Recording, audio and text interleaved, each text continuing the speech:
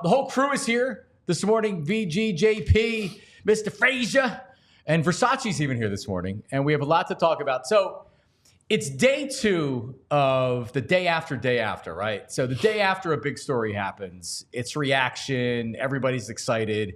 But then you get to digest it. And then the day after, which is what I like the most, because now you've had a chance to think about it.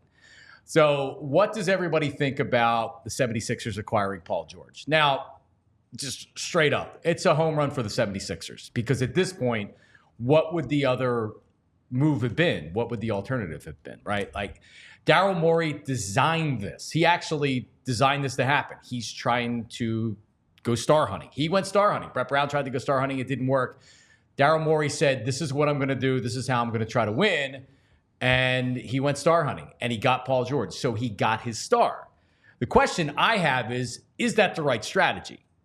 Because we've seen in previous years teams that haven't went star hunting and have won.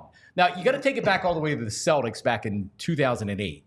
And I don't know if it was by design at that point, but they went out and got Kevin Garnett and Ray Allen, added them to Paul Pierce, had a good contributing cast around them, and they won a championship. That's kind of the first team that had the big three, which is now what the 76ers have in Joel Embiid, Tyrese Maxey, and Paul George. And then, of course, LeBron and the Heat teams. And that became the model for what teams wanted to do across the National Basketball Association. You get the stars. You complement them with veteran players. But you need the big three. You need the all-stars, and that's how you do it. Now, not done as much anymore, right? Like the Celtics, are they a big three? Are they considered the star hunting team?